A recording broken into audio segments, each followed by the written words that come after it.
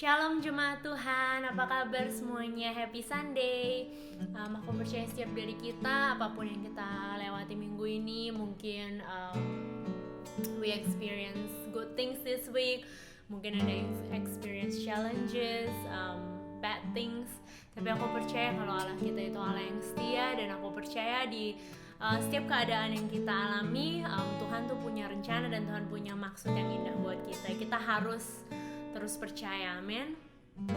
Yuk pagi hari ini mari kita datang ke hadirat Tuhan, mari kita bersyukur, mari kita bersuka cita, mari kita celebrate hadirat Tuhan di tempat ini. Kita sama-sama mau puji, sama-sama mau sembah Dia. Persiapkan hati saudara semua dimanapun kalian berada, percaya bahwa Tuhan ada bersama dengan kita.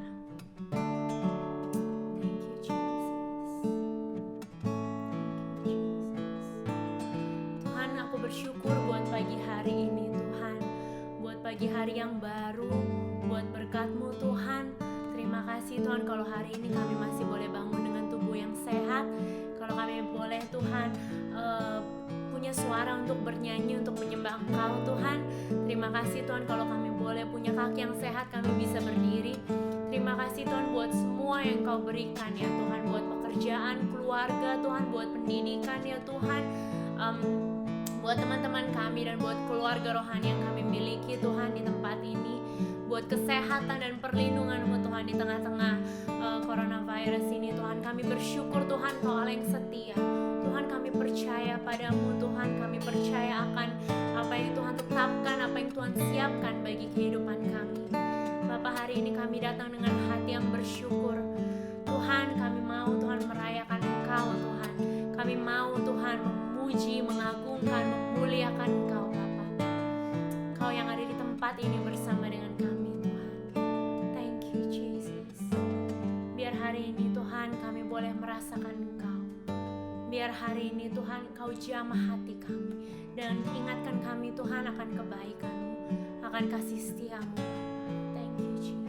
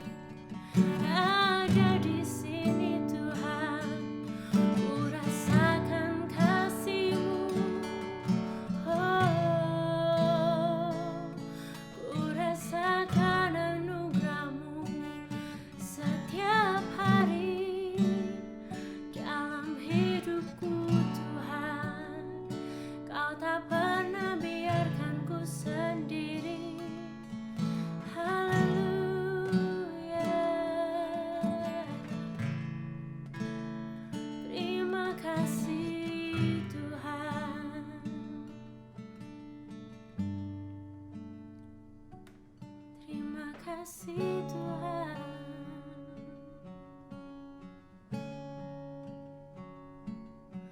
Kau yang ajar kami Tuhan setiap hari Tuhan dalam kehidupan kami Bapa. For us to longing for you Lord. For us to long for you Jesus.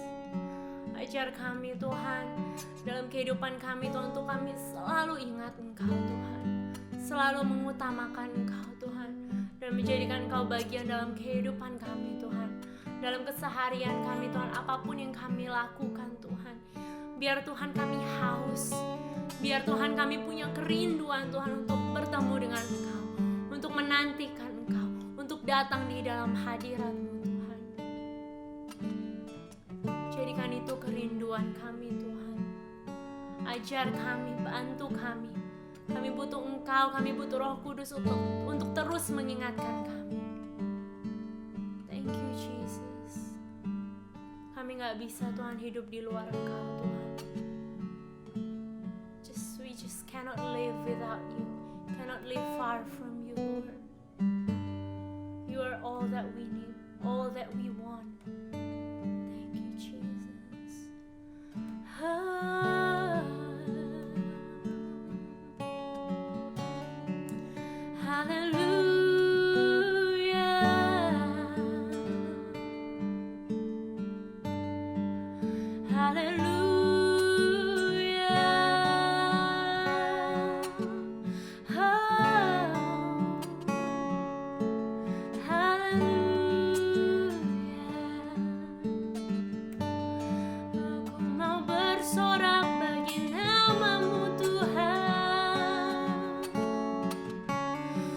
Sebab keagungan-Mu melebihi segalanya, lebih tinggi dari langit, lebih luas dari samudra.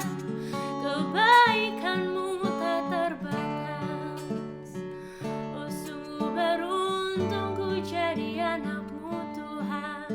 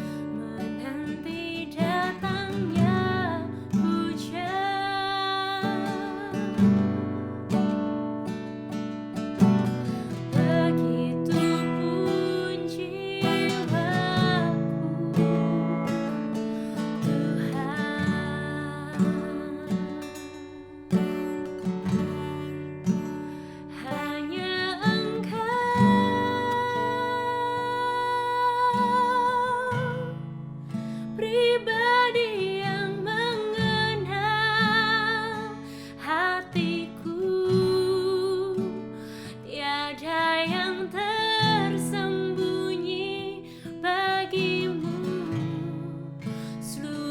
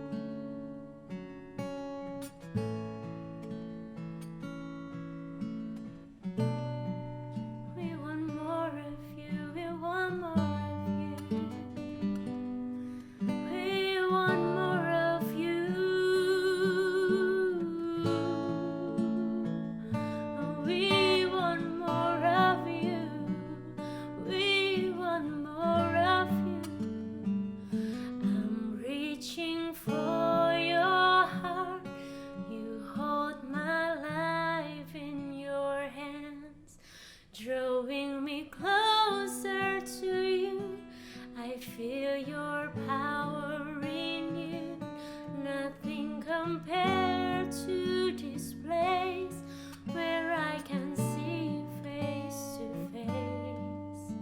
I worship you in spirit and in truth.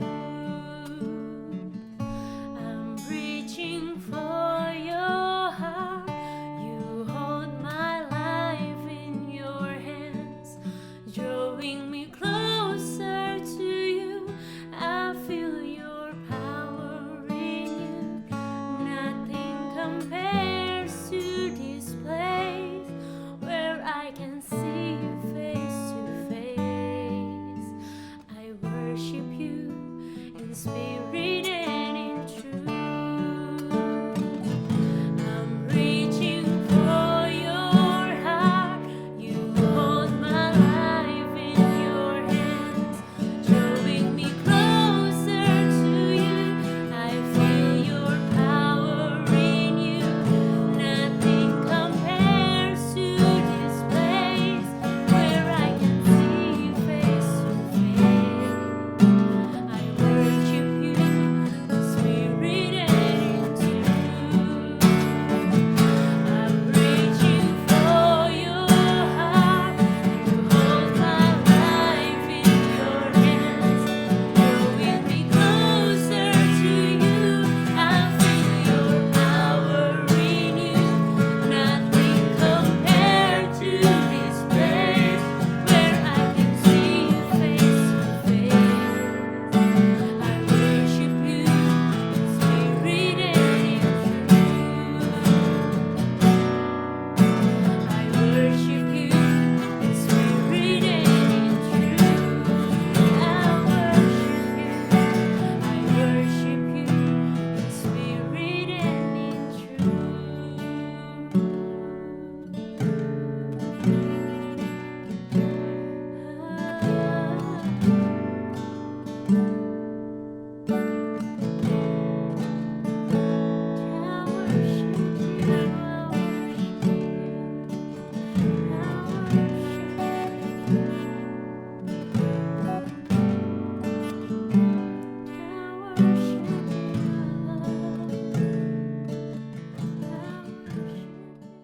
Mari Bapak Ibu, saya ajak kita membaca firman Tuhan. Buka di rumah saudara sesuai dengan Alkitab ya. Kita lihat Matius pasal yang ke-16. Buka Alkitab saudara ya di rumah masing-masing. Matius 16 kita perhatikan ayat yang ke-21 mulai. Kita baca sampai yang ke-27 saja. Matius 16 ayat ke-21 sampai 27.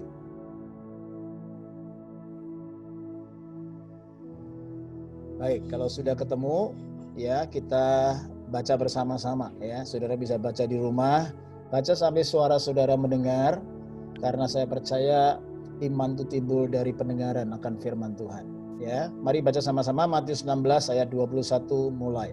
2, 3.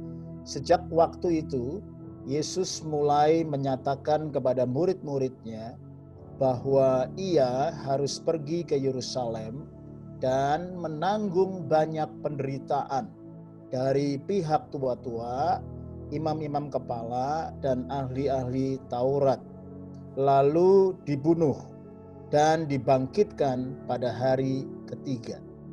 Ayat 22, tetapi Petrus menarik Yesus ke samping dan menegur dia.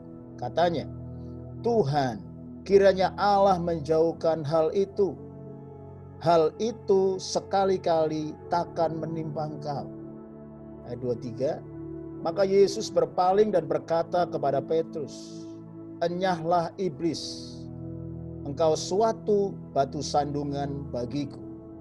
Sebab engkau bukan memikirkan apa yang dipikirkan Allah, melainkan apa yang dipikirkan manusia.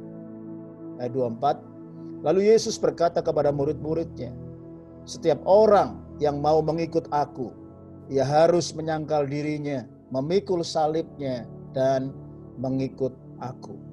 Ayat 25, karena barang siapa mau menyelamatkan nyawanya, ia akan kehilangan nyawanya. Tetapi barang siapa kehilangan nyawanya karena aku, ia akan memperolehnya. Ayat 26. Apa gunanya seorang memperoleh seluruh dunia tetapi kehilangan nyawanya? Dan apakah yang dapat diberikan sebagai ganti nyawanya? Ayat 27.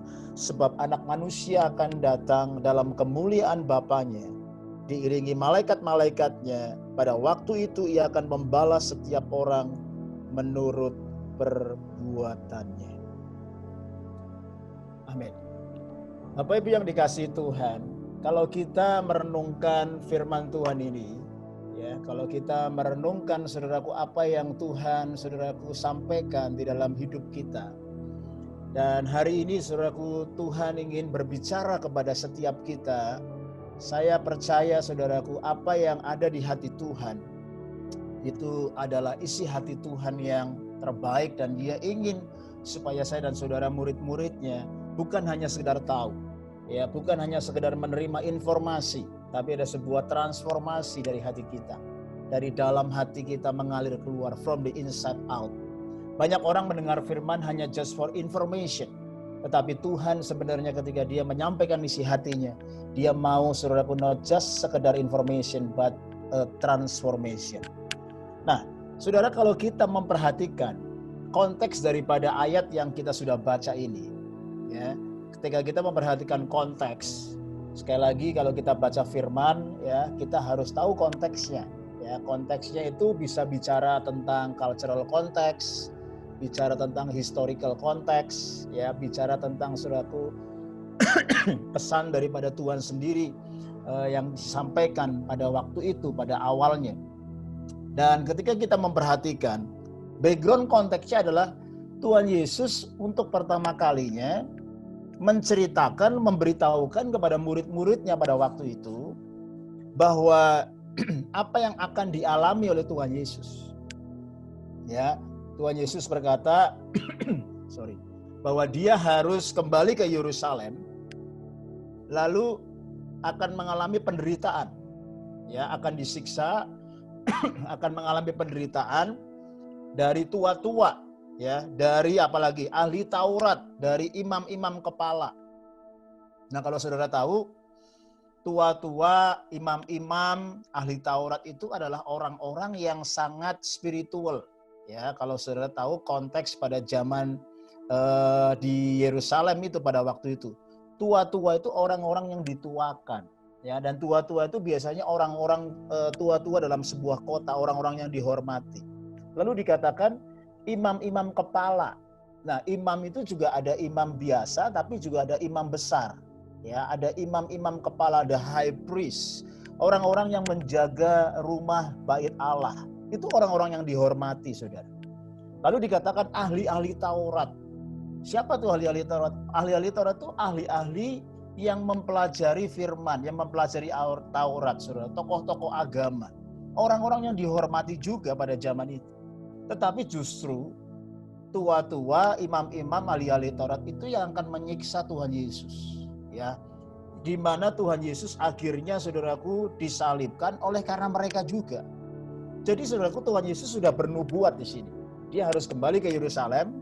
Dia akan menderita, disiksa, ya, oleh para tua-tua, penatua kota, ya, lalu imam-imam kepala dan juga ahli Taurat. Lalu dikatakan dia akan saudaraku dibunuh dan mati. Ya, dia menceritakan dia akan mati. Dan saudaraku, dia bilang pada hari yang ketiga dia akan bangkit kembali. Nah, ini luar biasa sekali. Tuhan Yesus, saudaraku, membuktikan bahwa Dia adalah Tuhan. Itu saudaraku lewat perbuatan-perbuatannya dan juga lewat perkataan-perkataannya. Ya. Kalau kita saudaraku lihat perbuatan Tuhan Yesus, Dia mengampuni dosa. Ya, tidak ada seseorang pun saudaraku yang bisa mengampuni dosa kecuali Allah sendiri. Beberapa kali saudaraku Dia berkata kepada orang-orang, ya, dosamu sudah diampuni, ya kan? Bukalah matamu sebab dosamu sudah diampuni, ya. Lalu Dia berkata juga saudaraku bahwa saudaraku Dia melakukan hal-hal yang besar, dan dia berkata juga, dia menubuatkan dia akan mati disiksa, dia akan mati disalib, dan dia berkata juga dia akan bangkit pada hari yang ketiga. Jadi dari sisi sini Yesus membuktikan dirinya bahwa dia adalah Tuhan, dia adalah Allah, bukan hanya lewat perbuatannya saja. Dia mengampuni dosa, dia berjalan di atas air, dia melakukan mujizat, dia menyembuhkan orang, dia bahkan membangkitkan orang mati, dia berjalan di atas air. Perbuatannya dahsyat, menunjukkan bahwa dia Tuhan. Tetapi nggak berhenti sampai situ. Lewat perkataannya juga, Yesus membuktikan bahwa dia adalah Tuhan. Ya, dia berkata, saudaraku, bahwa dia mengampuni dosa. Dia berkata bahwa dia datang dari surga. Dia berkata bahwa dia, saudaraku, bahkan menceritakan bagaimana dia akan mati. Ya, dia harus menderita, dia harus disiksa, dia mati di kayu salib. Bahkan dia setelah mati, dia bangkit pada hari yang ketiga. Tidak ada orang yang bisa bernubuat akan kematiannya secara persis. Dan itu benar-benar terjadi. Karena itu, Yesus membuktikan dirinya bahwa dia benar-benar Tuhan. Nah, hari-hari ini saudaraku ada tokoh agama tertentu, ya, terutama dari saudara sepupu kita yang seringkali menyerang iman Kristen, dan orang ini selalu berkata dan mengajarkan kepada pengikutnya di Indonesia untuk menantang iman orang Kristen dan berkata begini, tunjukkan kepada kami, ya, di mana Tuhan Yesus berkata bahwa dia adalah Tuhan. Tunjukkan kepada kami, ya, di mana di Alkitabmu yang Yesus sendiri berkata bahwa dia adalah Tuhan. Nah, saudara, kalau saudara ketemu sama orang itu, jangan terjebak dan jangan bingung. Ya, dari sini, saudaraku, kita bisa belajar Tuhan Yesus, saudaraku, dia bukan hanya, saudaraku, melakukan pekerjaan-pekerjaan ilahi, tetapi dia juga menyatakan, saudaraku, ya, menyatakan, saudaraku, bahwa dia adalah Tuhan. Saudaraku, tidak mungkin ada orang, saudaraku, yang bisa, saudaraku, berani berkata bahwa dia adalah Tuhan, dia mengampuni dosa, bahkan dia bernubuat bagaimana cara matinya, dan setelah itu 3 hari dia bangkit, lalu dia berkata, aku akan naik ke surga, aku akan mencurahkan penolong Roh Kudus, dan saudaraku, semua itu digenapi. Ya, kalau saudara mempelajari sejarah, ada beberapa theologian, tokoh-tokoh teologi, salah satu yang terkenal adalah C.S. Lewis. Dia, saudaraku, mengambil sebuah analisa yang sangat simpel sekali. If Jesus not the Lord, option pertama the Lord, maka kemungkinan yang kedua, option yang kedua, dia adalah, saudaraku, a liar, ya, pembohong besar. Karena apa? Dia ngomong dia Tuhan, dia ngomong dia bisa ngampunin dosa, dia ngomong bisa begini. Ternyata, saudaraku, mungkin dia itu a liar, pembohong besar. Tapi, saudaraku, ada orang-orang yang mengikuti dia, murid-muridnya yang mengikuti dia, semua yang menyaksikan dia, melihat, saudaraku, Yesus tidak pernah bohong. Apa yang dia katakan selalu digenapi. Ya, sehingga, saudaraku, option yang kedua ini, saudaraku, dipatahkan dengan mudah sekali. Dia bukan pembohong. Justru, saudaraku, ya, banyak orang menantikan dia. Di mana Yesus datang ke satu kota, ke Yerusalem, ke Galilea, saudaraku, ya, kemana-mana selalu berbondong-bondong orang datang, banyak mau mendengarkan Yesus. Ya, bahkan Yesus khotbah 5.000 laki-laki datang. Ditambah istrinya, ditambah anak-anaknya, bisa 15.000, 20.000 orang. Itu kalau sekarang mungkin satu stadion penuh, saudara. Ya, tidak mungkin orang mau datang mendengarkan seorang pembohong besar. Ya, karena hidup Yesus, dia selalu bergaul dengan murid-muridnya. Dan, saudaraku, Yerusalem itu, saudaraku, kota kecil. Ya, kalau, saudaraku, orang bohong itu akan nyebar beritanya cepat sekali. Jadi option yang kedua, Yesus adalah a liar, itu dipatahkan dengan sendirinya. Lalu option yang ketiga adalah Yesus is a lunatic. Lunatic itu orang gila, saudara. Ya, nggak ada orang yang ngaku-ngaku gitu ya. Oh, saya presiden gitu. Contoh kalau saya turun ke Westfield, lalu saya bilang sama orang-orang di Westfield, I am a Scott Morrison. Ya kan, I will give grant for every citizen in Australia. Ya kan, $10,000 a week. Orang akan bilang sama saya, kamu siapa ngaku-ngaku Scott Morrison? Jangan-jangan kamu orang gila nih, bener gitu kan. Yesus nggak mungkin, saudaraku, dia datang ke dunia terus dia bilang, bertobat kamu, kerajaan Allah sudah dekat, ya kan. Dia nggak akan, saudaraku, berkata sembarangan kalau, saudaraku, dia benar-benar bukan Tuhan. Jadi optionnya adalah he is the Lord, atau yang kedua he is a liar, yang ketiga he is a lunatic. Orang yang gila, orang yang klaim dirinya sendiri bahwa dia adalah Tuhan. Ternyata dia bukan orang yang gila, karena dari kehidupannya, dari perkataannya, dari tindakannya, karakternya menunjukkan bahwa dia adalah orang yang baik, orang yang wajar, orang, saudaraku, yang sangat diterima. Bahkan anak-anak kecil dekat dan sayang sama Yesus, saudaraku. Bahkan orang-orang, saudaraku, yang punya, saudaraku, common sense yang disembuhkan, dia menyembah Yesus, dia mengiring Yesus. Bahkan sebenarnya, saudaraku, tokoh-tokoh agama juga kagum akan pengajaran Yesus, kagum akan pribadi Yesus, kagum akan perkataan Yesus. Saudaraku, bahkan, saudaraku, Pontius Pilatus tidak menemukan kesalahan dalam hidup. Jadi, saudaraku, pandangan bahwa Yesus adalah gila, option bahwa Yesus adalah lunatic, itu dipatahkan dengan sendirinya. Jadi, saudaraku, dari hal ini kita mempelajari Yesus benar-benar Tuhan. Dia bernubuat bahwa dia akan masuk ke Yerusalem, dia akan menderita, dia akan disiksa. Imam-imam kepala ahli Taurat, saudaraku, akan accuse dia bahwa dia dan segala macam. Akhirnya Pontius Pilatus, pada waktu itu, saudaraku, harus tahu bahwa konteksnya adalah Israel sedang dijajah oleh kerajaan Romawi, dan gubernur pada saat itu yang memerintah bukannya Ahok, bukannya Anies Baswedan, tapi Pontius Pilatus, saudara. Ya, dan dia, saudaraku, melepaskan hukuman itu. Dia cuci tangan, saudaraku, karena dia tidak menemukan kesalahan Yesus.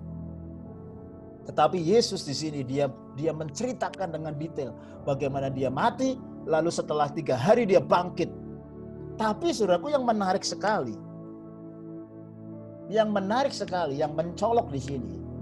Nah, dalam kelas pemuridan di Intentional Discipleship Training, saya mengajar para pekerja-pekerja kalau membaca firman itu perlu dibaca dengan tenang, ya, jangan terburu-buru, dengan lambat, diulang-ulang, ya.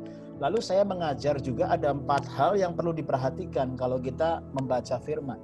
Ya, yang pertama kita harus perhatikan, saudaraku, the tone, ada tone-nya. Ya, tone, lalu tension. Biasanya ada klimaksnya, lalu ada twist, dan ada teologinya. Nah, kalau kita memperhatikan dalam satu perikop, the tone, ya, tone-nya itu apa? Tone-nya naik atau tone-nya turun, sedih, tone-nya happy atau tone-nya Yesus lagi marah atau Yesus lagi teaching. Nah, nanti ada, saudaraku, tension-nya. Biasanya ada tension, klimaks. Nah, kalau kita bisa ngerasakan ketika kita baca, ya, dan kita hayati, maka, saudaraku, nanti, saudaraku, tension itu akan berbicara dalam hidup kita. Oh, kayak gini ya, gitu ya. Apalagi kalau saudara mendengarkan audio Bible, pembacanya itu akan mengimajinasikan dia ada dalam kondisi itu. Ya, kalau saudara baca Alkitab seperti baca koran cepat gitu, lalu nggak ada tone-nya, lalu biasa aja, ya biasa aja. Tapi kalau saudara perhatikan tone-nya, tension-nya, lalu saudara perhatikan twist, ya, ada twist-nya di situ. Maybe comparison, ya, kayak minggu lalu kita khotbah tentang 5 gadis bijak, 5 gadis bodoh, ya. Ada orang yang tiba-tiba bangun dari tidur lalu mau cari minyak tapi udah nggak ada, ya. Lalu di belakangnya lalu ada teologinya muncul. Kamu harus berjaga-jaga, ya. Wah, saudara, kalau kita membaca itu dan kita merenungkan dan kita ngerti firman, maka kekayaan firman itu akan muncul dan kita akan gali, kita akan nikmati, dan kita akan reap the benefit daripada firman Tuhan. Ya, amin. Nah, kalau kita perhatikan, Yesus sudah bilang nih cerita, ya. Tiba-tiba, saudara, Petrus, muridnya yang radikal, nongol, saudara. Dia nongol, lalu dia muncul, dia komen. Ya, persis lah kayak kita gitu ya. Yang suka ngomen, yang suka ngomong gitu ya. Nyeletuk lah istilahnya. Bukan hanya nyeletuk. Alkitab di sini bahkan bilang menegur Yesus. Petrus narik Yesus ke samping, lalu ditegur sama Petrus. Saudara bayangin, ya, ini benar-benar tension dan twist terjadi di sini. Yesus lagi curhat nih, saya akan masuk Yerusalem, saya akan menderita, saya akan mati, dibunuh, saya akan bangkit pada hari yang ketiga. Tiba-tiba Petrus, saudaraku, dia bangkit, dia tarik Yesus ke samping, dia tegur Yesus. Bayangin, saudara. Tegur Yesus, saudaraku, di samping, tapi murid-murid yang lain pasti semua dengar. Karena modelnya Petrus kan, orang dominan, orang yang inisiatif, ya kan. Dia lagi dari perahu, dia juga jebur langsung berenang, ya kan. Dia lihat Yesus jalan di atas air, dia bilang, aku juga mau jalan di atas air. Itu tipenya Petrus. Tiba-tiba Petrus ngomong, dan dia tarik Yesus, saudaraku kepikir dia tegur Yesus, dia bilang begini, oh sekali-kali kiranya hal itu tidak akan terjadi padamu, engkau gak akan mati, ya kan? Kiranya Tuhan melepaskan kamu dari itu semua, itu gak akan terjadi padamu. Oh saudara, kira-kira kalau saudara ada di tengah-tengah situasi itu, saudara menjadi murid-murid yang lain, yang melihat Petrus seperti itu, gimana respon kita? Ya, ternyata saudara,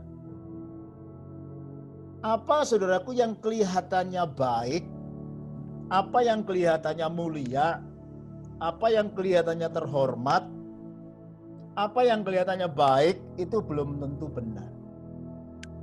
Saya ulangi, ya. Petrus berpikir, saudaraku, kalau gurunya mati disalib, menderita, itu akan bikin malu dia. Ya. Karena saudaraku, waduh, gimana ceritanya masa guru gua disiksa, dihajar, bahkan mati gitu kan. Saudara, Petrus memikirkan kebaikannya buat dirinya dan juga buat diri Yesus.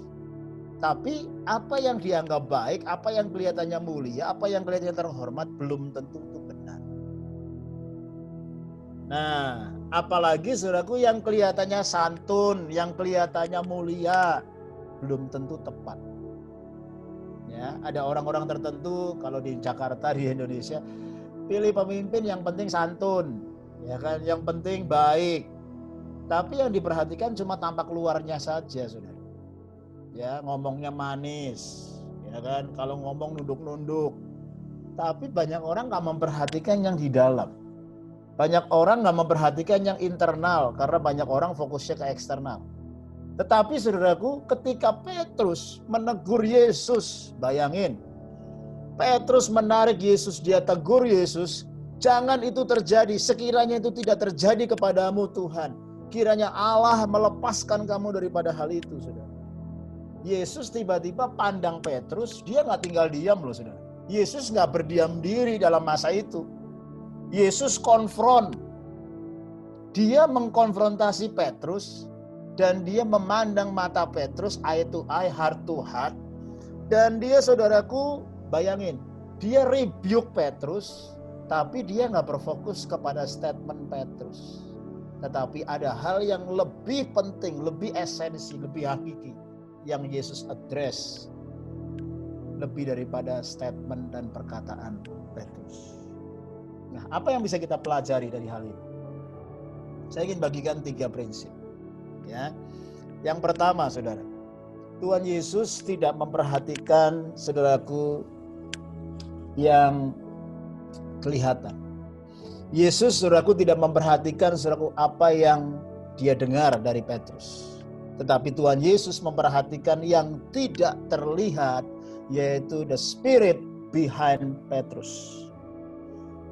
Tuhan Yesus memperhatikan saudaraku paradigma, mindset, bahkan hati, bahkan dibalik itu semua adalah the spirit behind Peter. Dan Yesus saudaraku melihat, dia memahami pikiran Petrus, perasaan Petrus, kemauan Petrus, yang duniawi, yang egosentris, yang sesat, yang korup, bahkan cenderung satanik. Ya. Ini sorry to say, saya harus ngomong. Karena ini firman Tuhan saudaraku yang berbicara. Pikiran kita, pikiran Petrus secara manusia menggambarkan pikiran kita. Dan Yesus saudaraku tidak memperhatikan saudaraku yang kelihatan. Yesus memperhatikan yang tidak terlihat. The spirit behind the thought, the spirit behind the response. Bahkan pikiran, perasaan, kemauan Petrus dia pahami dan dia address itu, dia rebuke itu. Pikirannya yang egosentris, pikirannya yang duniawi, pikirannya yang korup, dan pikirannya yang cenderung satanik. Dari mana saya tahu? Karena Tuhan Yesus tiba-tiba saudaraku rebuke Petrus, murid yang radikal, murid yang dipercaya, murid yang paling dekat dengan dia. Dia rebuke dengan berkata, "Enyahlah iblis." Waduh saudara. Bayangin saudara. Petrus bisa kaget setengah pisan saudara. Tapi Yesus saudaraku ketika dalam moment of truth, the divine moment itu saudara, Ingat, divine moment itu nggak selamanya itu indah, nggak selamanya itu angin sepoi-sepoi, nggak selamanya Tuhan bicara dengan tenang, dengan lembut. Tapi ada kalanya moment of truth, divine moment, Yesus datang menghardik saya dan saudara dan berkata, enyahlah engkau iblis. Saudara, ketika saya baca renungkan ayat ini, saudara, wow. Kalau saudara punya gembala, saya deh gitu ya, gembala saudara yang dipercayakan Tuhan. Lalu saya lagi download isi hati saya. Ya kan? Saya akan melakukan begini, saya akan melakukan begini, saya punya visi, saya punya mimpi begini. Lalu saya akan menderita, saya akan mengalami banyak hal, saya akan mati, saya akan begini. Itu adalah visi dan misinya Tuhan Yesus kan. Lalu tiba-tiba ada salah satu murid saya yang paling dekat, yang saya percaya, tiba-tiba nggak setuju sama saya gitu loh. Tarik saya, lalu ngomelin saya di depan. Kayak jangan itu, jangan lakukan itu, nggak bener itu, begini. Lalu saya biasanya kan saya cuma senyum, lalu saya bilang, oh gitu ya sudah, kita doakan ya baik-baik ya. Ya itu kan kalau gembalanya orang Jawa kan gitu kan. Tapi kalau saya, saudaraku, seperti Tuhan Yesus, lalu saya hardik saudara, lalu saya bilang, enyah kamu iblis. Gimana tuh pendapat saudara? Ada orang kan bilang, ini Tuhan Yesus nih nggak sopan nih, nggak santun nih, pemimpin kok begitu, ya kan? Juru selamat kok begitu, ngomongnya kasar gitu kan. Lalu saudaraku, banyak orang saudaraku pasti akan tercengang ketika Yesus menegur Petrus, murid yang dikasihi, saudaraku, tanpa babi pun, tanpa basi-basi. Itu sebabnya saudaraku, dari sini kita melihat prinsip Tuhan Yesus memperhatikan yang tidak terlihat. Tuhan Yesus memperhatikan saudaraku pikiran, perasaan, respon yang cenderung duniawi, cenderung egosentris, cenderung saudaraku korup dan satanik. Karena iblis selalu memakai pikiran dan perasaan kita, karena iblis masih bisa bermain di area jiwa kita. Dia akan pengaruhi kita dengan pikiran-pikiran, dia akan pengaruhi kita dengan perasaan-perasaan. Iblis masih bisa mempengaruhi di area jiwa karena setiap kita memiliki jiwa yang corrupted. Setiap kita memiliki jiwa, saudaraku, pikiran perasaan kita yang sudah terluka, yang sudah saudaraku terpapar saudaraku dengan dosa. Bahkan saudaraku, saya pernah khotbah saudaraku topik transformasi hati, kalau saudara masih ingat. Ada 2 akar dosa, 2 saudaraku perilaku yang seringkali menjadi momok dan masuk ke alam bawah sadar kita, yaitu pola asuh yang salah dan pola dosa yang kita lakukan sejak kita kecil. Kalau pola asuh kita, saudaraku, yang kita terima dari orang tua kita salah, duniawi, maka itu akan terbawa sampai kita besar, sampai kita mungkin sudah melayani, sampai kita jadi hamba Tuhan. Pola asuh yang diterima dari orang tua kita. Orang tua pola asuhnya ada 4 ya, ekstrimnya saya udah pernah ajar itu. Kita terima itu, saudara. Ketika kita punya suami, punya istri, punya anak-anak kita sudah bertumbuh, anak-anak kita jadi remaja, Tuhan pakai mereka itu untuk mereveal sebenarnya dari apa yang ada dalam hati kita. On the foundation, seperti apa kita bangun rumah kita. Tuhan pakai orang-orang di sekitar kita, suami, istri kita, anak-anak kita, situasi, kondisi, untuk mereveal apa yang ada dalam alam bawah sadar kita. Pola dosa, pola asuh yang salah. Kalau kita mau menang sendiri, kita mau diterima, kita saudaraku takut, kita mudah cemas, perkataan kita negatif, kita mau ngatur, bahkan saudaraku seperti Petrus, lebih merasa Tuhan daripada Tuhannya sendiri. Lebih merasa dia sebagai guru daripada gurunya sendiri. Ya bayangin, maka dia bisa khotbahin Yesus, dia bisa ngomelin Yesus, dia tegur Yesus, dia tarik Yesus ke pinggir, dia bilang, itu nggak akan terjadi, nggak boleh seperti itu. Dia mau paksakan kehendaknya, dia mau paksakan pikirannya, dia mau paksakan kemauannya, saudara. Saudara, tapi dalam momen itu Yesus, saudaraku, nggak kompromi.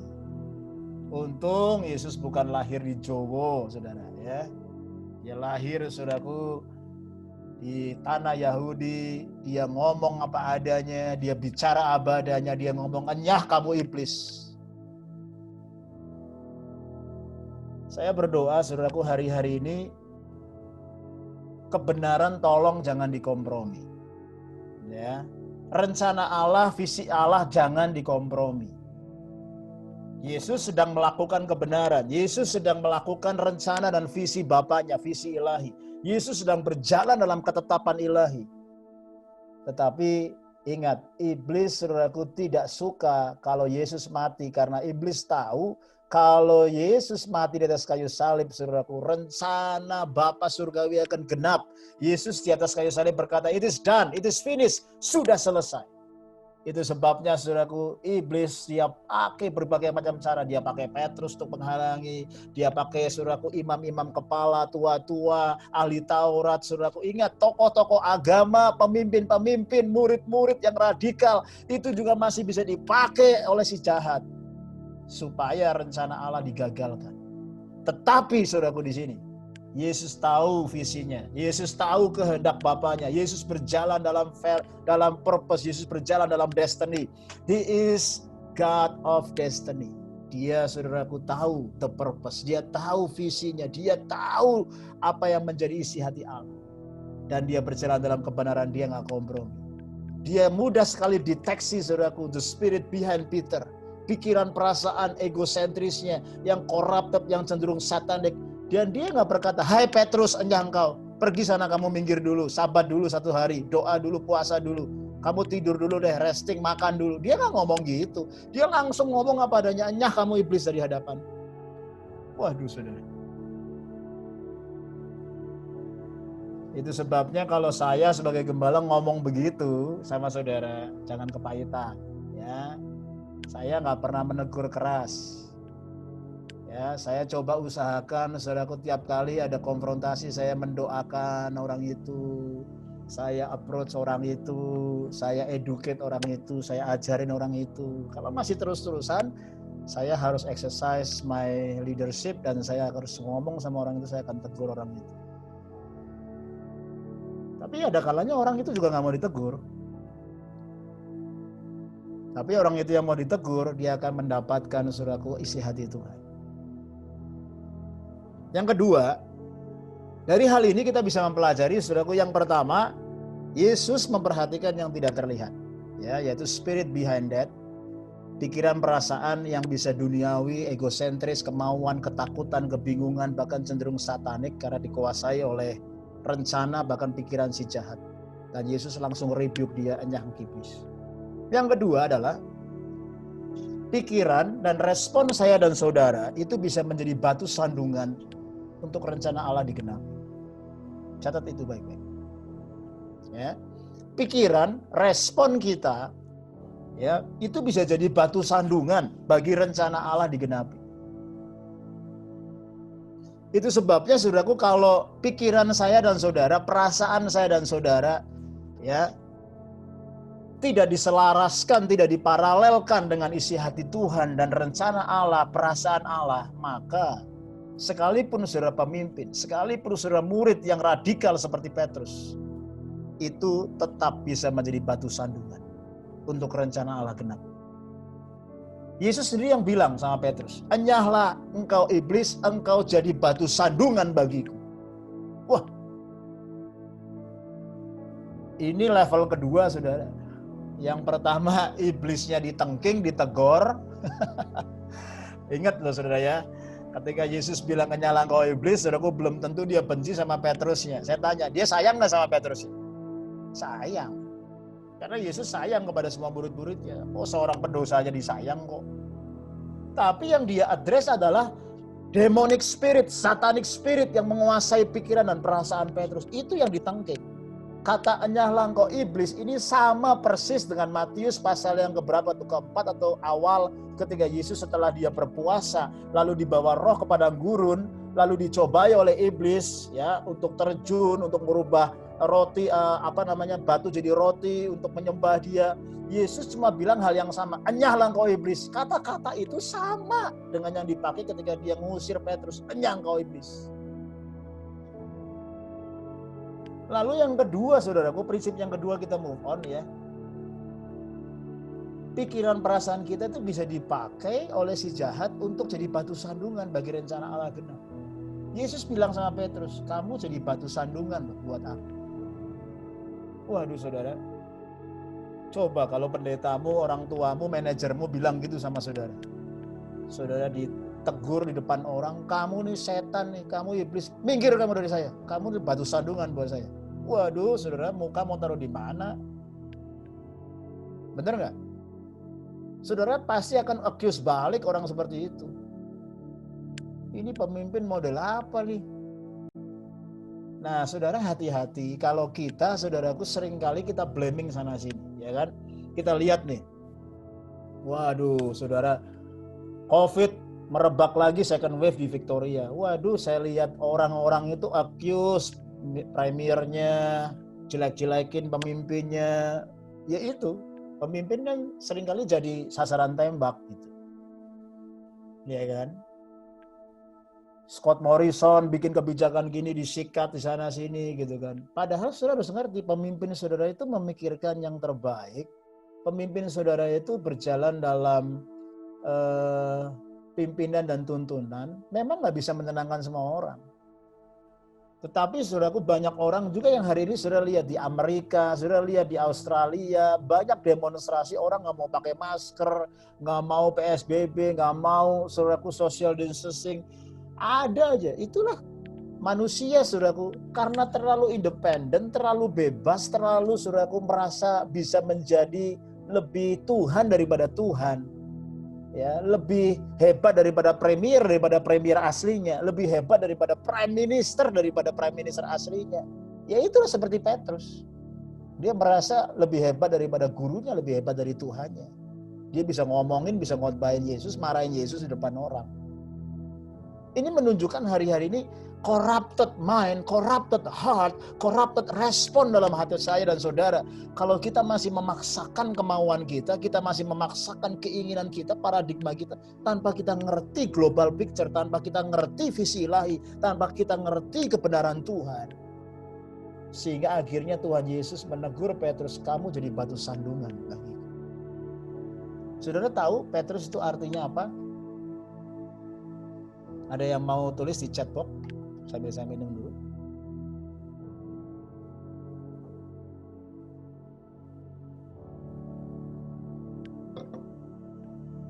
Petrus artinya apa? Ada yang tahu? Petrus itu artinya batu karang. Ya nih ada yang tulis nih, batu karang, betul. The rock, ya, upon this rock I will build my church. Ya kan? Saudara, luar biasa, batu karang itu semestinya jadi fondasi yang kokoh di mana Yesus mau membangun jemaatnya. Yesus adalah batu karang yang besar, yang teguh. Petrus adalah batu karang yang kecil. Tapi batu karang itu yang seharusnya jadi fondasi yang kokoh di mana orang lain melihat dan bahkan memijak, saudaraku. Ya, di atas batu karang itu dia berpijak, dia membangun saudaraku rumahnya, bait Allah yang kokoh. Tapi ternyata batu karang itu bisa jadi batu sandungan. Nah, bayangin saudara, orang jatuh tersandung itu karena batu loh saudara. Itu sebabnya saya berdoa sungguh-sungguh, engkau para pemimpin, para pekerja jemaat yang dikasih Tuhan. Tuhan mau jadikan kita itu batu-batu karang yang kecil, yang kuat, yang kokoh. Sehingga kita bangun hidup kita di atas batu karang, yaitu kebenaran firman. Tapi kalau kita nggak pulih, kita nggak dewasa, kita nggak kenakan pikiran dan perasaan Kristus seperti di Filipi berkata, hendaklah pikiranmu seperti pikiran Kristus, hendaklah kau punya perasaan Kristus. Kalau kita nggak punya pikiran Kristus, perasaan Kristus, maka kita akan bawa pola dosa, kita akan bawa pola asuh yang salah, kita bawa karakter-karakter kita bawa nilai-nilai duniawi. Kau bisa tetap melayani, kau bisa datang ke gereja, bahkan kau bisa jadi pendeta, pemimpin sekalipun. Tapi saudaraku, pikiran, perasaan, nilai-nilai hidupmu gak ada bedanya dengan orang dunia. Dan Tuhan akan tegur kita, kamu jadi batu sandungan. Oh saudara, saya ketika ngerenungin ini, saya bertobat di hadapan Tuhan. Tuhan ampunin saya, bukan dengan posisi, bukan dengan kehebatan, tapi Tuhan, biarkan kau pakai hidupku, jangan jadi batu sandungan untuk rencana Allah genap. Tapi jadi hidupku Tuhan untuk sepakat dengan apa yang ada di hatimu dan isi hatimu. Walaupun itu sukar. Walaupun jalan Tuhan itu jalan via dolorosa. Jalan penderitaan, jalan harus disiksa, disalib, dibunuh. Tetapi saudaraku, itu adalah jalan Tuhan. There is nothing, saudaraku, yang kita bisa dapatkan kemuliaan tanpa suffering. Kita nggak bisa dapatkan honor and glory tanpa sacrifice. Itu jalan yang Tuhan tunjukkan kepada kita. Tapi Petrus pada saat itu belum memahami. Petrus belum mengerti. Itu sebabnya saudaraku, dengan arogansi dia, dengan pikiran perasaan dia bluntly speaking, dia berani tegur gurunya dan rajanya. Karena ada sebuah agenda pribadi, ketakutan pribadi, pemikiran-pemikiran, perasaan-perasaan dia yang ternyata Tuhan Yesus rebuke, dan itu bisa jadi batu sandungan untuk rencana Allah genap. Nah, kenapa saudara? Kenapa? Pertanyaannya kan gini, kenapa Petrus menjadi batu sandungan? Karena di balik ini ternyata Petrus itu memiliki paham yang namanya anti penderitaan. Ya. Anti penderitaan. Petrus tidak mau Tuhan Yesus itu menderita. Petrus tidak mau Tuhan Yesus itu saudaraku disalib. Ini ada yang bilang nih di chatbox, Petrus itu apa artinya? Petrus penembak misterius. Ini menunjukkan umurnya nih. Zaman dulu waktu saya remaja pemuda, zamannya Presiden Soeharto itu ada Petrus tuh, ya, penembak misterius. Saudara berani macam-macam ya sama pemerintahan Soeharto, tiba-tiba besok udah nggak ada aja, ada Petrus, ya, penembak misterius. Oke, sampai mana tadi saya? Jadi lupa. Oke, Petrus anti penderitaan, ya. Dia, saudaraku, anti penderitaan. Dia nggak mau melihat Tuhan Yesus, saudara, disalib. Dia nggak mau Tuhan Yesus, saudaraku, menderita.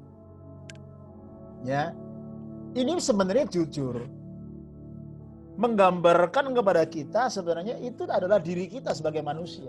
Semua manusia, saya rasa, bukan hanya Petrus, itu anti penderitaan. Bener nggak? Kalau saya bisa memilih untuk menderita sama untuk nyaman, saya nggak akan seeking pain, saya nggak akan seeking suffering, saya akan seeking pleasure, saya akan seeking comfort, saya akan seeking happiness.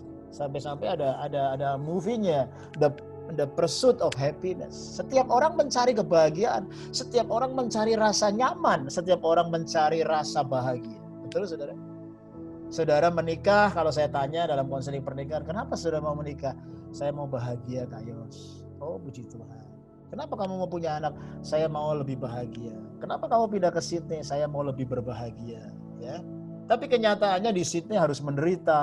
Ya, menikah awalnya bahagia, lama-lama menderita juga, gitu kan. Punya anak, lama-lama menderita juga. Ya Tuhan pakai semuanya. Kan kita sebagai manusia nggak bisa lepas daripada penderitaan. Ya. Nah, Petrus itu orang yang sangat jujur dan menggambarkan the condition of our heart sebenarnya. Dia orang yang anti penderitaan. Dia nggak mau Yesus menderita. Dia nggak mau, dia malu kalau gurunya ditangkap, menderita, disalib. Karena pemikiran dia, Mesias. Nah perhatikan, kalau saudara baca ayat-ayat di atasnya, Yesus setiap kali menyembuhkan orang, memulihkan orang, Yesus berkata, jangan bilang siapa-siapa kalau saya ini Mesias. Please keep it this for you only. Karena saudaraku pada zaman itu, saudara harus tahu konteksnya. Banyak orang yang menantikan Mesias, juru selamat yang diurapi, itu adalah berkaitan dengan posisi, berkaitan dengan otoritas, berkaitan saudaraku dengan pemerintahan yang akan membebaskan bangsa Israel dari Romawi. Nah, Mesias yang ada dalam pemikiran Petrus, karena Petrus orang Yahudi, adalah Yesus ini benar-benar bertata jadi raja. Yesus ini benar-benar bertata memerintah, membebaskan Israel dari pemerintahan penjajahan Romawi. Kok masa rajanya disalib, menderita, mati? Dia nggak mau. Nah, Ternyata Yesus datang bukan hanya saudaraku sebagai raja secara fisik, tapi raja secara rohani yang mengampuni dosa, yang menebus umat manusia dari dosa, dari kuk penghambaan, dan dimerdekakan. Dan dia nanti akan datang sebagai raja kemuliaan ketika dia datang kedua kali. Dia tidak datang lagi sebagai juru selamat, tapi dia akan datang sebagai raja kemuliaan dan hakim yang agung. Nah, pemikiran seperti ini Petrus tidak memilikinya, sehingga Petrus saudaraku menjadi batu sandungan buat rencana Allah digenapi. Saudara, hari-hari ini banyak dari antara kita yang seperti Petrus, anti penderitaan. Tetapi Tuhan izinkan penderitaan demi penderitaan untuk membentuk karakter kita, respon kita. Saudara yang susah dalam visa, saudara yang susah dalam keuangan, saudara yang harus saudaraku dalam masa-masa pandemik ini dipotong jam kerjanya, dipotong gajinya, saudara. Banyak hal yang uncertainty, tidak menentu. Mungkin saudaraku bukan hanya dalam konteks pekerjaan dan bisnis, tapi dalam konteks kesehatan, dalam konteks hubungan, dalam konteks saudaraku banyak perkara Tuhan izinkan satu persatu supaya mereveal hati kita. Apakah kita saudaraku tetap benar-benar mencintai Tuhan dan mengasihi Tuhan, mentaati Tuhan. Dan kita berkata, ya Tuhan, aku tidak Tuhan lari daripada panggilan-Mu dan rencana-Mu. Justru lewat penderitaan saudaraku, orang semakin dekat dan mengalami Tuhan. Justru lewat penderitaan karakter kita bertumbuh, dan itu adalah waktu persiapan yang terbaik. Saya percaya saudara, penderitaan seperti ini saudaraku yang kita alami tidak sebanding saudaraku dengan kemuliaan yang akan kita terima dalam kekekalan. Amin. Banyak orang sudah merasakan suffering di tengah-tengah masa pandemik. Bahkan banyak orang merasakan suffering di dalam masa-masa seperti ini. Orang ngedumel, orang blaming prime minister, orang blaming saudaraku the premier, orang salahkan sana sini, suruh pakai masker nggak mau, bisa demo-demo, saudaraku ya, suruh ini nggak mau. Itu menunjukkan the rebellious, the satanic thought dalam pikiran manusia hari ini. Itu sebabnya gereja jangan tinggal diam. Saya dan saudara harus jadi gereja yang menjadi terang, menjadi garam, mendoakan bangsa ini, mendoakan pemimpin-pemimpin, mendoakan murid-murid, mendoakan anak-anak. Dan bahkan penderitaan yang Tuhan izinkan itu nggak sebanding dengan kemuliaan yang Tuhan akan beri, yang Tuhan akan reveal ketika kita nanti berjumpa dengan Dia face to face. Amin. Itu sebabnya saudaraku jangan menjadi seperti Petrus, saudaraku, yang akhirnya menjadi batu sandungan. Karena dia ternyata adalah batu karang yang kecil. Tapi sesungguhnya saudaraku, Petrus punya respon yang benar. Nah, ini saya senang sama Petrus. Dia sudah ditengking, kasar banget ya, Tuhan Yesus bilang, "Anyah kamu iblis, kamu jadi batu sandungan." Itu kalau saya jadi Petrus, itu saya bisa ngedumel saudaraku. Ini Tuhan Yesus gak menghargai saya, Tuhan Yesus kasar banget.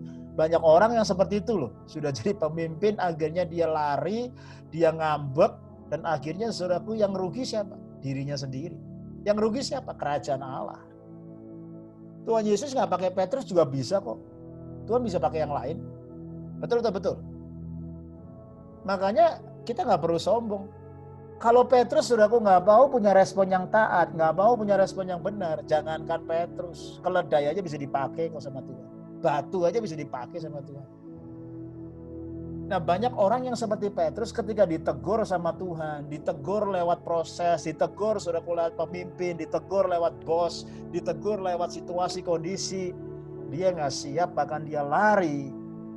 Dan akhirnya apa saudara? Yang rugi dirinya dan rencana Allah tidak genap. Kerajaan Allah rugi saudaraku sebenarnya. Saya ketemu banyak pemimpin saudaraku, bahkan ketika saya melayani, ketika saya mahasiswa. Sekarang saya ketemu mereka. Dulunya mereka in the cutting edge of the movement of young people. But now they on the floor. Mereka tiarap. Kasihan saudara. Saya dengerin ketika saya ngobrol, waduh pahit. Salahin orang, salahin situasi.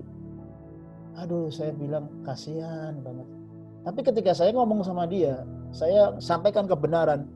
Ngomongannya bisa sangat rohani banget. Udahlah Yos, lu gak usah menghakimi gue. Gue gak mau dikotbahin. Waduh, itulah dilematisnya orang. Menyampaikan kebenaran dibilang menghakimi.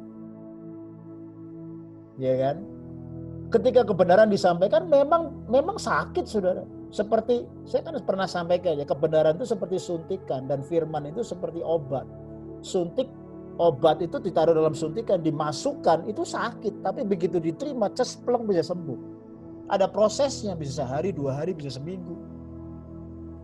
Nah, ada kalanya orang hari-hari ini, saudaraku, saya ketemu orang udah gak mau dikhotbahin, udah gak mau dengar firman, udah gak mau, saudaraku, deket-deket hamba Tuhan. Udah pikirannya udah sangat duniawi, corrupted, bahkan cenderung satanik. Yang rugi siapa? Dirinya sendiri. Dan kerajaan Allah sebenarnya rugi, karena orang kayak Petrus ini punya potensi besar. Tapi iblis gak tinggal diam, saudara. Bayangin, saya ketemu pemimpin-pemimpin, anak-anak rohani yang saya bina, saya baptis, saya nikahkan dia, saya berkati dia, saya bagi hidup saya, bagi waktu saya, bagi apa yang saya punya, saya nangis bareng sama mereka. Tapi ternyata iblis gak tinggal diam. Ada banyak pemikiran-pemikiran yang kita butuh dipulihkan, kita butuh jujur, kita butuh akui. Dan ketika saudaraku dia gak siap, banyak orang yang akhirnya meninggalkan Tuhan. Akhirnya saudaraku mereka hidup dalam kesia-siaan, hidup dalam biasa-biasa, tidak mengenapi rencana Allah. Dan benar saudara, menjadi batu sandungan rencana Allah digenapi. Tapi akhirnya saudara, Petrus punya respon yang positif sekali. Dia bertobat. Dia bertobat. Saudara. Walaupun saudaraku pada waktu Yesus saudaraku benar-benar menderita, disalib, ditangkap, dia ternyata gak siap saudara.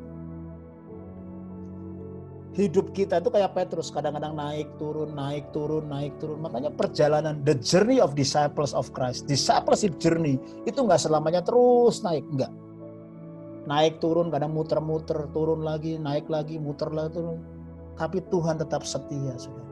Tetap Tuhan baik, tetap Tuhan berdaulat, tetap Tuhan menantikan kita. Ingat ketika Yesus ditangkap, Petrus sangkal Yesus. Betul saudara? Petrus sangkal Tuhan Yesus. Itu sebabnya saudaraku ketika Petrus sangkal Tuhan Yesus, dia meninggalkan Tuhan Yesus. Disitulah adalah puncak klimak dia saudara. Tapi saudaraku, apa bedanya ketika Petrus menyangkal sama Yudas menyangkal? Kita harus tahu di sini.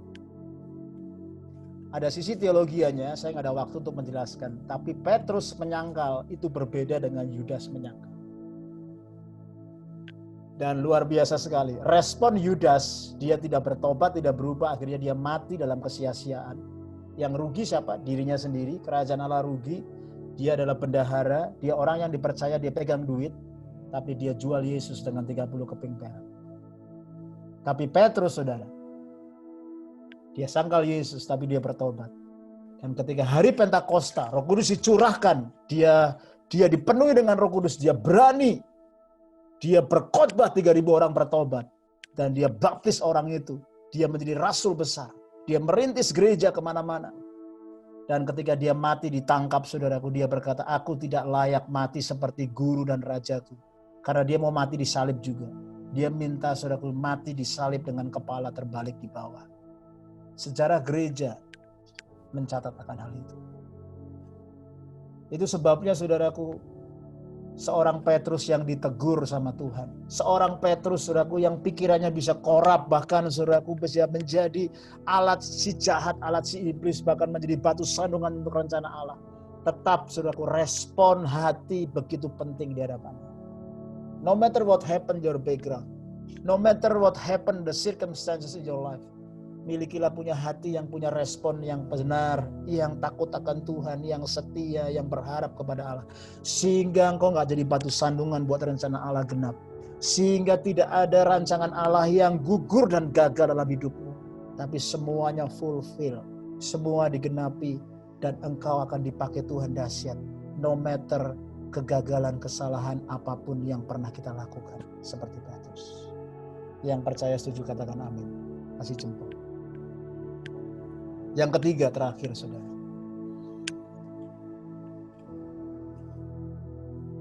Petrus saudaraku tidak memikirkan yang dipikirkan oleh Allah, tetapi memikirkan apa yang dipikirkan oleh manusia.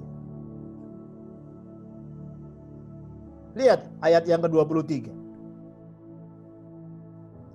Sebab engkau bukan memikirkan apa yang dipikirkan Allah, melainkan apa yang dipikirkan manusia. Yesus menegur Petrus yang ketiga kali. Yang pertama, engkau iblis. Yang kedua, engkau jadi batu sandungan. Yang ketiga, kata-kata Tuhan Yesus kalau sudah perhatikan itu semuanya pakai merah-merah ya. Red letter. Itu adalah perkataan Tuhan Yesus langsung. Direct word. Petrus tidak memikirkan yang dipikirkan Allah. Tapi pemikiran manusia. Nah ini. Apa yang dipikirkan manusia sih?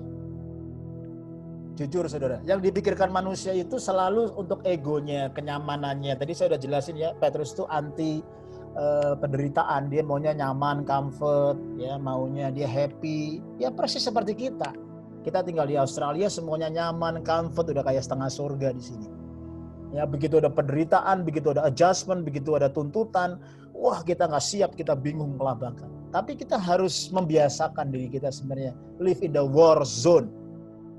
Ya, kita harus biasakan diri kita ini hidup seperti dalam zona perang, zona yang simple, ya, zona yang kita ready to the battle. Karena kalau kita nyaman, kita nyantai, ya, kita pikirannya, saudaraku nggak memikirkan pikiran Allah, karena pikiran kita apa yang dipikirkan manusia, ya cenderungnya apa yang dipikirkan manusia. Selalu bicara makanan, minuman, pakaian, ya, yang indah-indah, jalan-jalan, kemudahan. Ya, easy going, comfort. Nah, kalau kita selalu memikirkan pikiran yang dipikirkan manusia, kita lupa memikirkan apa yang dipikirkan Allah, itu bahaya, saudara. Jangan-jangan pikiran kita sudah corrupted. Jangan-jangan kita datang ketemu sama Tuhan Yesus. Yesus juga bilang, "Enyah kamu iblis." Waduh, saudara. Coba jujur.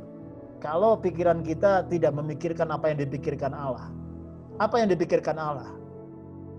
Coba renungan, apa yang ada di pikiran Tuhan, apa yang ada di perasaan Tuhan.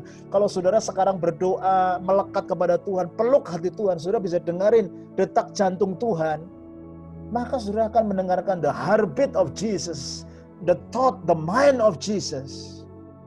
Selalu yang ada dalam pemikiran dan hati Tuhan itu adalah keselamatan jiwa-jiwa, pemulihan jiwa-jiwa, kemuliaan Tuhan dinyatakan, kebenaran Tuhan dinyatakan. Selalu yang ada di hati Tuhan adalah kesatuan, unity. Hati Tuhan itu doa Tuhan Yesus agar semua menjadi satu. Apa yang ada di hati Tuhan? Saling menghormati, saling melayani. Suami mengasihi istri. Istri melayani, tunduk kepada suami. Orang tua kepada anak-anak. Jangan sakiti hati anakmu supaya mereka tidak tawar hati. Anak-anak menghormati, mendoakan orang tuanya. Gembala dengan jemaat bersahati bersatu. Karunia-karunia dirilis. Nabi-nabi, rasul-rasul, penginjil, pengajar, guru-guru, gembala-gembala bersatu hati melengkapi tubuh Kristus. Itu hati Tuhan. Apa sih yang ada di hati Tuhan? Apa yang ada di pikiran Tuhan gitu loh. Kalau saudara tanya nanti ketika saudara berdoa, Tuhan, apa yang ada di pikiranmu? Apakah aku pikirkan apa yang ada di pikiranmu? Tuhan mau kita berdoa, saudara. Yesus berkata, tidak sanggupkah engkau berdoa berjaga-jaga 1 jam saja? Kita nih hari-hari lagi winter, doa 10 menit, 5 menit udah ngantuk, saudara. Ya kan? Kita lagi ada COVID, kita takut berdoa. Kita, saudaraku, lagi ada masalah, saudaraku, kita kabur dari Tuhan. Kita cari dengan kekuatan kita sendiri. Hati Tuhan itu berdoa, hati Tuhan itu melayani, hati Tuhan itu saudaraku mempedulikan. Hati Tuhan saudaraku supaya saya dan saudara jangan jadi hamba yang malas dan jahat. Itu hati Tuhan, itu pikiran Tuhan. Dan saya percaya kalau Petrus saja saudaraku tidak memikirkan apa yang dipikirkan Allah, dia seorang murid, dia seorang yang dekat sama Tuhan, apalagi kita. Itu sebabnya saudaraku, mari saya dorong setiap kita. Milikilah pikiran Kristus. Baca firman Tuhan. Karena firman Tuhan ini saudaraku banyak sekali pikiran-pikiran Allah. Pikiran Kristus tertulis dalam firman-Nya. Setiap pagi, setiap malam. Ketika saudara menghadapi situasi kondisi, baca firman, perkatakan firman, gali firman. Firman Allah bukanlah option tapi sebuah kebutuhan. Ya, di mana kita saudaraku benar-benar mengasihi firman Allah. Kita mau praktekkan pikiran Kristus dalam pikiran kita. Dan kita mau saudaraku alami segala pikiran Tuhan, rencana Allah, bahkan kehendak Allah yang terbaik itu jadi dan genap dalam hidup saya dan saudara. Saya berdoa sungguh firman kebenaran yang sederhana ini bukan menjadi informasi, tapi menjadi transformasi. Jujur dengan hati kita. Apakah hari-hari ini saudaraku kita gak ngerti rencana Tuhan, maksud kehendak Allah, kebenaran Allah? Apakah kita seperti Petrus yang bisa tarik Yesus ke pinggir, tegur Yesus, marahin Yesus? Karena dia punya pikiran dan perasaan kemauannya sendiri. Dia tidak memikirkan seperti yang dipikirkan Allah, bahkan menjadi batu sandungan. Bahkan saudaraku, ada pikiran-pikiran si jahat yang seringkali menguasai kita. Ketakutan, kekhawatiran, kebingungan, kebencian, mau menang sendiri. Saudaraku, kita perlu tanggalkan, jujur di hadapan Allah hari ini. Dan saya berdoa supaya kita semua di hadapan Tuhan menjadi anak-anak Tuhan, menjadi murid-murid Tuhan yang benar-benar mengenal, mengasihi dan mentaati Tuhan. Amin. Amin. Tundukkan kepala kita sama-sama berdoa. Bapa di surga, terima kasih buat kebenaran firman. Engkau begitu mengasihi kami. Engkau begitu Tuhan menerima kami. Engkau juga begitu mengenal kami. Engkau tahu apa yang ada di kedalaman hati kami, perasaan, pikiran, bahkan apa yang ada di bawah alam sadar kami. Tuhan, mungkin kami gak paham, mungkin kami gak mengerti. Tapi Roh Kudus Kau terus reveal, Kau terus berbicara dan tuntun kami. Ada kalanya Tuhan, the divine moment, itu Tuhan tidak seperti yang kami bayangkan. Ketika Engkau datang Tuhan, bukan dengan angin sepoi, bukan dengan perkataan yang lembut dan halus, tapi Engkau rebuke kami.